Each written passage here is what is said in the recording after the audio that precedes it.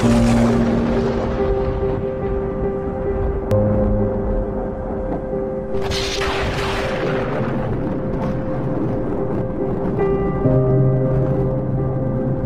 di Makkah, tepatnya seorang lelaki dari Madinah dikejar oleh 300 orang pasukan darat berjalan kaki dari Damaskus. Mereka digelari dengan pasukan Sufyani, sejumlah 300 orang. Dikejar laki-laki yang ada di Madinah ini. Ciri-cirinya melengkapi seluruh ciri-ciri yang ada pada Al-Mahdi. Laki-laki ini tahu bahwa dia yang dimaksud, dia pun lari.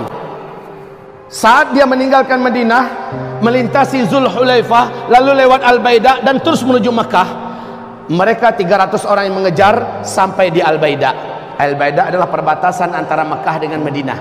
Ya, kota kecil ini Pak, masuklah 300 orang itu di situ. Allah jadikan gempa, kemudian terbelahlah tanah di Al-Baida.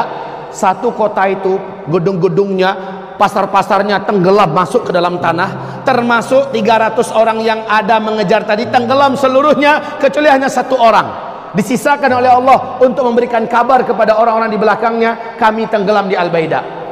Maka penduduk Mekah tahu bahwa penduduk masyarakat yang ada di Al-Baida sudah tenggelam. 300 pasukan yang mengejar seorang lelaki yang lari ke Mekah juga sudah tenggelam di Al-Baida. Maka pahamlah penduduk Mekah, laki-laki yang dikejar itu menurut hadis itulah Al-Mahdi. Penduduk Mekah segera menyebar mencari mana laki-laki tersebut, karena ciri-cirinya dijelaskan lengkap oleh Nabi. Dengan sangat mudah lelaki ini akhirnya ditemukan. Ternyata laki-laki ini ditemukan sedang tawaf Pak. Sedang tawaf, karena adabnya kalau masuk Mekah tawaf kudum dulu kan. Dia tawaf duluan. Tawaf walaupun nundukkan muka, nggak kepengen ketahuan. Beda dengan orang yang di Medan Pak, ngaku-ngaku Al-Mahdi. Aku adalah Al-Mahdi, ayo baiat dengan aku, nomor rekeningku sekian. Ngolah. Satu kali baiat harganya sekian. Nah kaum muslimin, ini Al-Mahdi malah menyembunyikan wajahnya.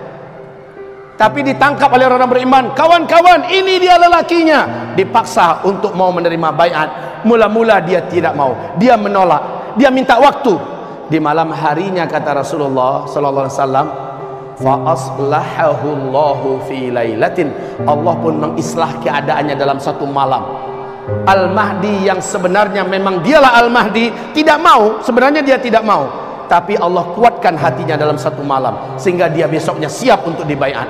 Allah jadikan dia memiliki kemampuan kepemimpinan yang sebelumnya dia tidak punya. Aslahahullahu fi lailah. Allah berikan dia bekal-bekal kepemimpinan. Allah berikan bagaimana cara menyatukan dunia, bagaimana cara menaklukkan musuh-musuh, bagaimana cara bla bla bla diajarkan oleh Allah dalam satu malam. Fa aslahahullahu fi lailah. Baca ini semua nanti di kitab Ensiklopedia Akhir Zaman. Kitab ini ada di luar.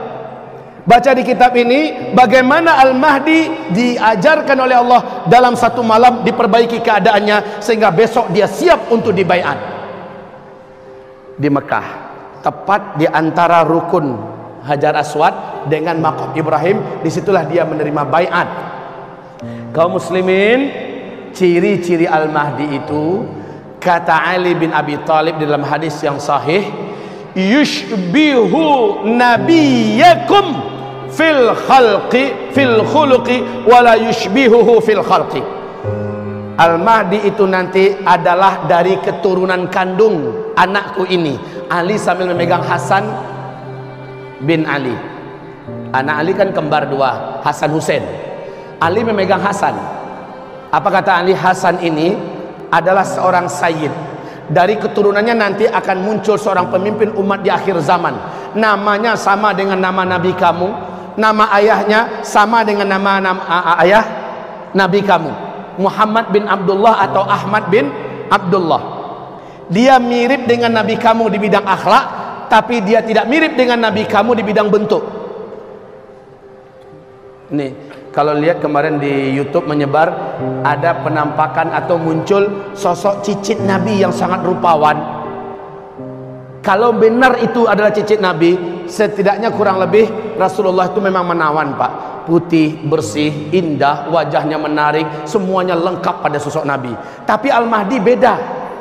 Al-Mahdi kata Rasulullah SAW, warna kulitnya, sampai ke warna kulit Nabi sebutkan Pak, warna kulitnya coklat kehitam-hitaman. warna rambutnya pirang, warna jenggotnya tebal sampai ke dada. Alisnya kata Rasulullah melengkung seperti bulan purnama, melengkung seperti bulan sabit. Hidungnya, tulang hidungnya mancung dan lurus. Jadi hidung-hidung yang kayak kita-kita ini nggak laku jadi Al-Mahdi. Bibir atas dan bibir bawahnya sama tebal, seimbang dan indah dilihat. Giginya kata Rasulullah rata, tidak ada yang boneng ke depan, tidak ada yang mundur ke belakang. Jarak antara satu gigi dengan gigi yang lain dapat dimasukkan sehelai benang.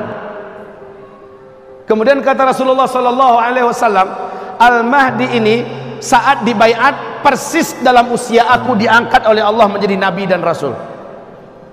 Usianya 40 tahun.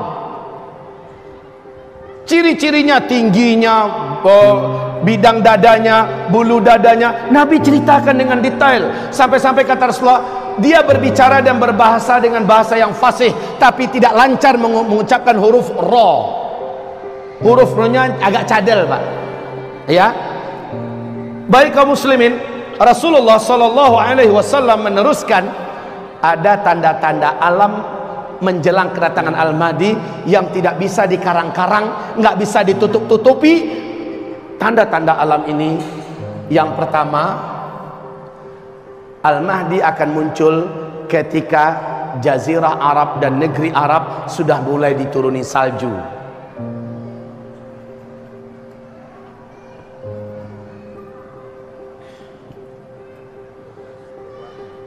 Salju turun di Arab.